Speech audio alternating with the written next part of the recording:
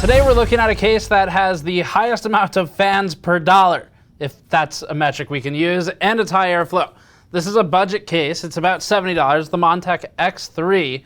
It follows up the Montech X1 and X2. We've had no previous dealings with the company. When we first spoke to Montech, actually, it was one of the former CryoRig founders who reached out, and our only question was, is Montech Game Diaz? Because look at the logos, and the answer is no, it's not. They're different companies. So the X3 is the first thing we're gonna review from them. Montech sent this over, and it's got 6 fans, about $70. It uses some really cheap materials in some places. You got that nice 0.6 millimeter steel wobble going on the side panel.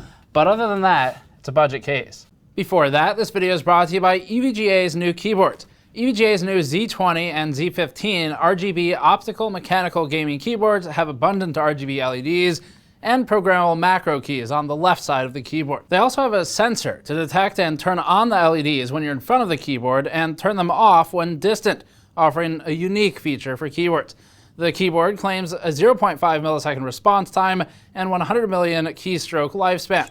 Learn more at the link in the description below. Most of Montech's cases right now are in the $50 to $80 US range, and this one again around $70. It has 6 fans included, and the front panel very clearly takes some inspiration from the Fractal Meshify series.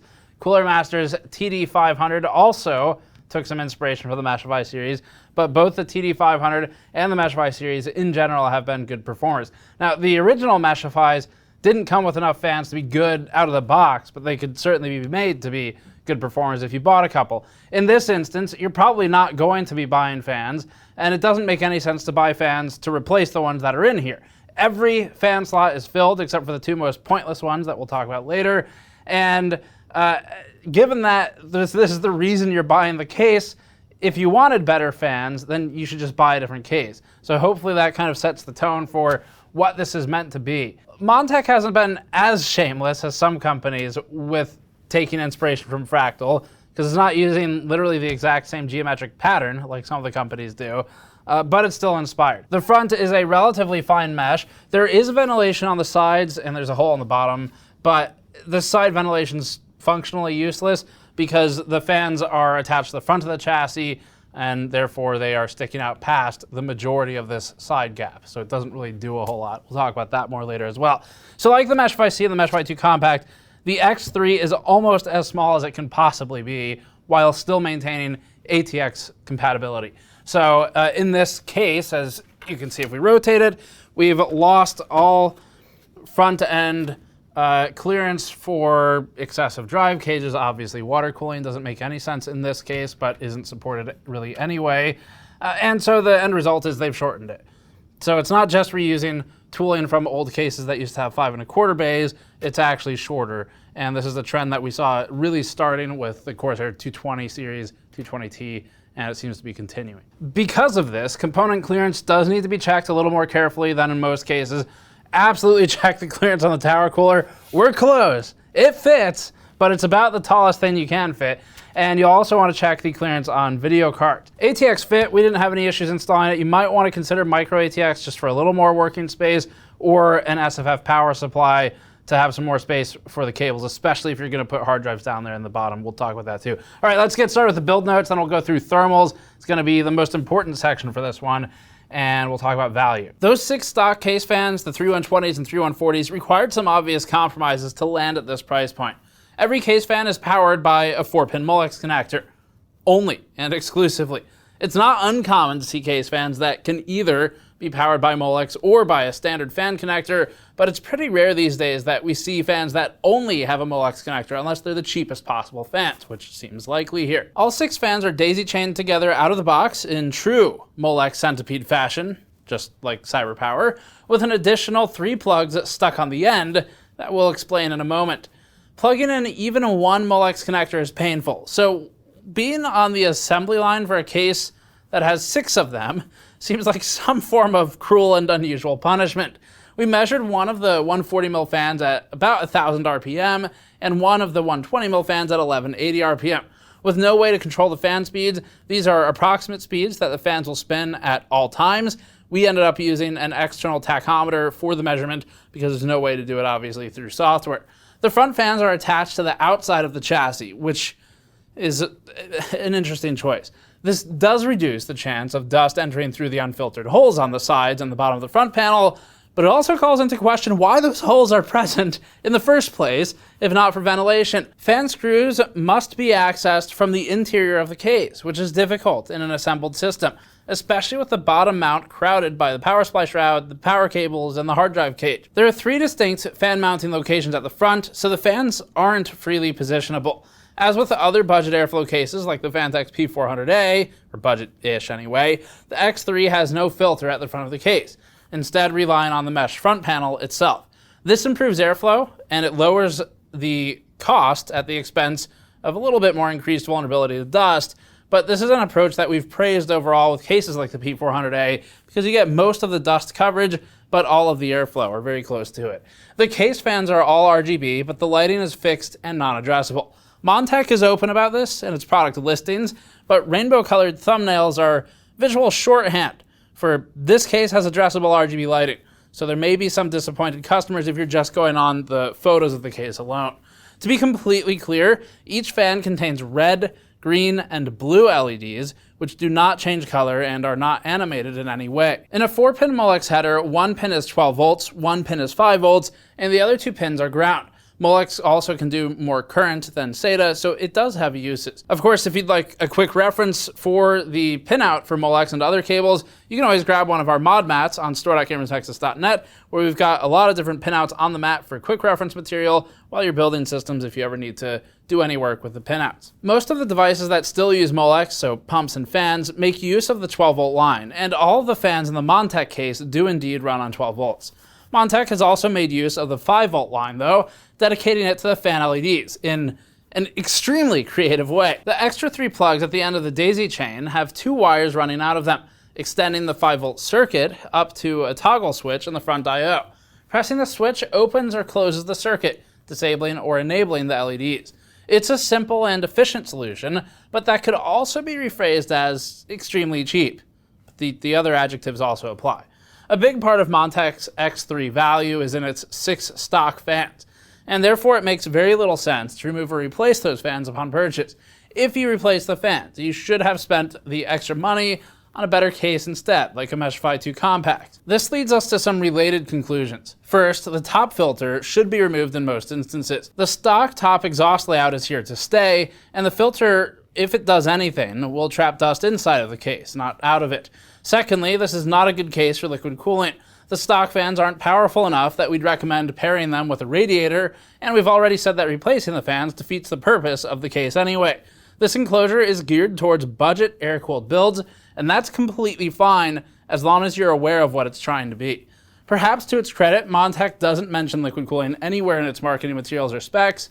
If a radiator absolutely must be installed in the case, we'd suggest a maximum length of 280 mm at the front of the case in order to avoid the power supply shroud, including the tanks, or 240 mm at the top to avoid the motherboard and the other fan mounts. But they don't officially talk about support for this, so measure it out first. The top mount has approximately 5.5 centimeters of clearance from the top of the motherboard, so a 240 would fit without clearance issues with regard to the board. As should be expected, the budget nature of the case is reflected in multiple areas, not just the lighting. That doesn't make it bad, but there are aspects that set a $70 case apart from a $100 case, especially a $70 case which spends so much of its bill of materials and the cost on fans. The rear expansion slot covers in the X3 are disposable, not the reusable slot covers with thumb screws that have become common. The steel components are thin and flexible, so the motherboard tray has to be supported from behind when pushing the 12-pin power connector into place. It's a clear mark of where the cost is being saved. The power supply filter is a square of mesh clipped into the bottom of the chassis, and that'll be more of a pain than it needs to be to remove and clean. As for the panels, the glass side panel is hinged and held shut with magnets. There's no option for screws here. The panel's edges are surrounded on all sides by a metal rim, which makes for some fairly tight manufacturing tolerances compared to the rest of the case, but the door on our unit slips into place perfectly. The panel can be opened by pulling on a small fabric loop at the front edge, which avoids the necessity for a handle, while also keeping fingerprints to a minimum. The door has to be opened to a 45-degree angle before it can be lifted off, and the narrow hinge pins are somewhat difficult to align when replacing the door. But we're still impressed by a feature like this in such an inexpensive case. It's good attention to detail. The steel side panel hooks into the chassis easily, even with the wads of cables tied to the motherboard tray, which is something that ultra budget cases tend to not bother with. $70 still isn't cheap as far as cases go. It's not true budget territory like the Zonda O, and there are lots of $70 cases that do have good build quality, better than this, but again, it's not where the X3 allocated its funds. Its bill of materials cost has probably a higher cost for fans than most cases would, although these aren't particularly expensive ones. The case does come with a hard drive cage that can mount one 3.5-inch drive inside and one on top, but it really shouldn't be relied on. The case is so small that the cage ends up occupying space that's necessary for power supply cables, and it gets in the way of the front mount fans too.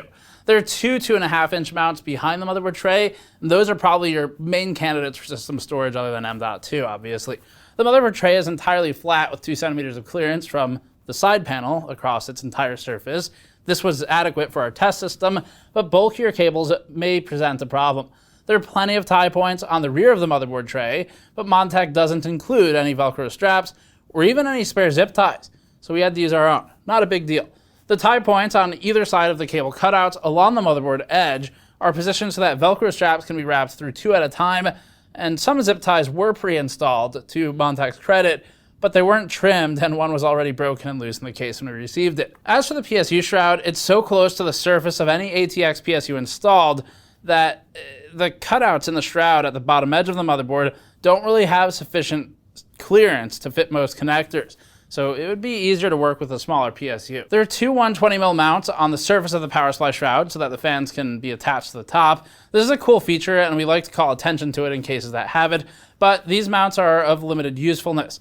One is entirely blocked by the power supply, and the other has no path to draw in cool air since the bottom of the case is sealed. It's useless. Also, even if it weren't useless, you'd need to use lawn radiator style screws to attach a fan anyway. And also those screws aren't included with the case, but it doesn't matter. These mounts are completely useless in the X3. They're pointless. Don't bother with them. Front I/O could use a redesign. The reset and the LED buttons in particular are small and recessed into the case, so it's difficult to press them at all. That's arguably a good thing for reset, but the LED button is harmless, probably. The Molex thing, but it's probably harmless. There are 3 USB Type-A ports, but 2 of them are USB 2.0 split from a single motherboard header, and 1 is USB 3.0. Normally we see the opposite with 2 3.0 ports from one header. 3.5mm mic and headphone jacks are separate here, so that's a good thing. Before we move on to thermal results and our conclusion, a couple things to point out. We don't dislike this case. There's a lot of criticisms, obviously, but that's just all of our case reviews. The X3 is a budget case. That's an intentional choice, that there are shortcomings here. Every shortcoming we've mentioned so far should be considered in the context that the whole package is $70 and it includes 6 fans. This is one of the better cheap-ish cases we've looked at lately, and as materials prices and shipping container prices have skyrocketed, finding even $70 cases has become a challenge. Containers are 2 to 3 times the normal pricing. That gets expensive. You still pay for it. Time to get into thermals. Because almost every fan mount in this case is already populated, there's really not any purpose to testing other fan configurations, so our testing today is limited to the normal suite. In addition, there's no easy way to do noise normalized testing with these fans since their speed can't really reasonably be controlled. Running the fans at a lower voltage would lower their speed, yes, but the Molex connections would have to be adapted into either standard fan headers or you'd have to plug them into a voltage controller.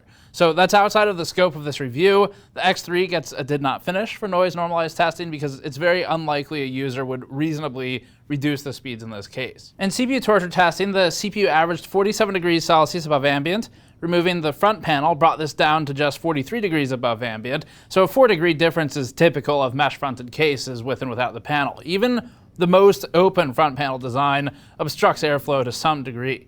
The majority of the stock case fans are positioned directly to benefit the CPU, so even with the front panel in place, airflow is overall excellent.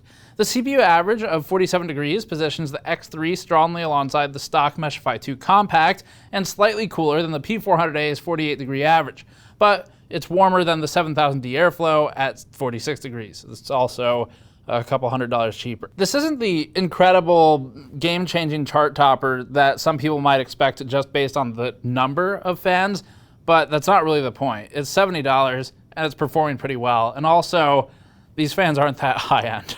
So they're doing their job, but they really can't move a whole lot of air per fan. It's just there's a lot of them. Average GPU temperature was 52 degrees Celsius above ambient during testing, which was unchanged with the removal of the front panel. A 52 degree average ties the X3 with the Be Quiet 500DX and the LandCool 215, both of which are airflow cases that we've reviewed positively and recently. Although it doesn't place the X3 high on the chart overall, we are ahead of the Meshify 2 Compact and its 56 degree average with the X3, while the P400A Digital remains in the lead with a 49 degree average. The X3 hasn't broken any records in testing so far, but it's shown some balance for cooling performance. Average GPU temperature was slightly higher in the Firestrike Extreme Stress Test, up to 55 degrees average. This is a gaming stand-in benchmark. Positioning relative to the Meshify 2 Compact and the P400A remains the same here, with the P400A averaging an excellent 49 degrees and the Meshify averaging 57 degrees. Sometimes we see stock fan arrangements that are heavily biased towards either the CPU or the GPU, but by coating the entire case with fans, Montech has made the X3 a decent all-around performer. Blender is an easier workload in our case testing suite, only one component's loaded at a time. When rendering the monkey head testing on the CPU, average CPU temperature was 35 degrees Celsius above ambient. With no hot exhaust from the GPU to be pulled in through the CPU cooler, the X3's average ends up among the best in this test, tied with the RV02 and the 7000D airflow. The Meshify 2 Compact at 36 degrees and the P400A at 37 degrees were both warmer. CPU cooling in the X3 is strong, but the exhaust fans placed at the top and rear of the case do pull some hot GPU exhaust into the CPU cooler. Using the GPU for rendering instead, GPU temperature averaged 24 degrees above ambient. This is still strong performance, but the P400A has the X3 beaten, technically at 23 average, although we're basically within error or very close to it. For the standardized fan test, we installed the single 120mm Noctua exhaust fan in the same location as the stock exhaust fan. For the two 140mm intake fans, we were limited to the 3 distinct mounting locations on the front panel, so we chose the 2 lower mounts this time, since we typically have more difficulty with GPU cooling than with CPU cooling in cases like this. CPU temperature increased over baseline up to 51 degrees, which isn't surprising. In the stock layout, 2 of the intake fans and all 3 exhaust fans are oriented around the CPU cooler. That puts the X3 around the Silent Base 802 and the TD500 mesh for performance, with the Meshify 2 Compact and the P400A Digital beating it at 47 degrees and 44 degrees respectively. GPU temperature didn't worsen any versus baseline thanks to our chosen fan arrangement, but 51 degrees is still middle of the road on this chart. The Meshify 2 Compact still wins at 50 degrees average, while the P400A ties the X3. Last one, our noise testing procedure for cases is to take a measurement with all the case fans at 100% speed, and then we decrease fan speeds until we hit 36 dBA for a threshold for noise normalized testing, which we're not doing here. The X3 registered 44 dBA with all the fans running at max except for the CPU and the GPU, which follow our standards. And because the X3's fans can't be adjusted, that's it. It's the constant noise level, at least at the 20-inch distance measurement we do in a 26 dB noise floor. The quantity of stock fans makes this one of the noisier cases we've tested, landing between the 220T airflow and the P500A Digital. 44 dBA isn't intolerably loud at 20 inches distance, especially with headphones, but the X3 is absolutely not the right case for a silent build.